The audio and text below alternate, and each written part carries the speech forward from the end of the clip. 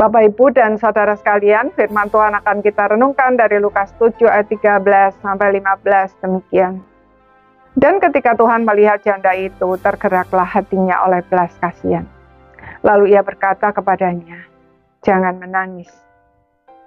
Sambil menghampiri usungan itu, dia menyentuhnya, dan sedang para pengusung berhenti, ia berkata, "Hai anak muda, aku berkata kepadamu, bangkitlah." Maka bangunlah orang muda itu, dan duduk, dan mulai berkata-kata.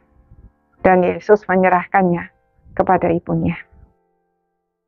Saudara-saudara sekalian, banyak orang mengukur kebaikan atau pertolongan Tuhan dengan doa yang dinaikkan kepadanya. Seolah-olah kebaikan atau pertolongan Tuhan itu bergantung kepada doa-doa kita. Kalau benar demikian, maka betapa miskinnya hidup kita. Sebab ada banyak hal yang kita butuhkan, tetapi kita tidak sadar bahwa kita membutuhkannya. Atau kita sadar tetapi tidak tahu bagaimana harus berdoa. Puji Tuhan, kisah Tuhan Yesus membangkitkan pemuda Nain yang diceritakan Lukas di sini, menunjukkan kepada kita bahwa kebaikan atau pertolongan Tuhan jauh lebih besar dari apa yang mampu kita doakan. Ibu pemuda tersebut mungkin bahkan tidak mengenal Tuhan Yesus dan tidak tahu bahwa Tuhan Yesus berkuasa membangkitkan orang mati dan bahwa dia bisa meminta pertolongan kepadanya. Ia berjumpa dengan Tuhan Yesus karena rombongannya yang sedang mengantar jenazah anaknya itu berpapasan dengan rombongan Tuhan Yesus di pintu gerbang.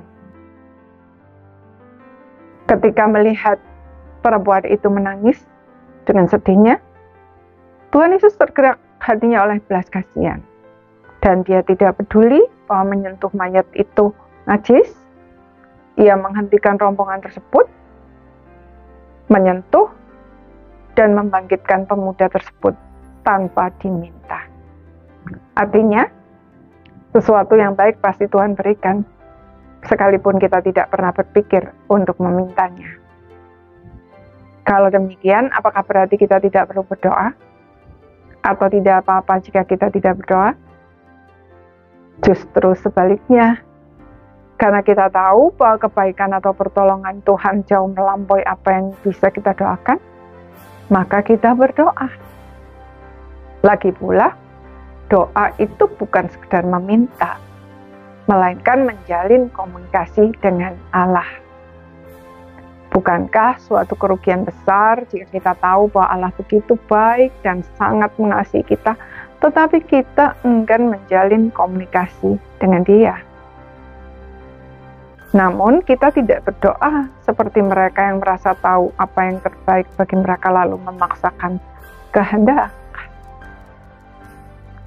Sebaliknya, karena kita tahu bahwa Tuhan begitu baik, maka kita bisa menyerahkan semua kebutuhan kita kepadanya dengan penuh percaya bahwa Dia sudah menyediakan semuanya bagi kita, bahkan sebelum kita berpikir untuk mendoakannya.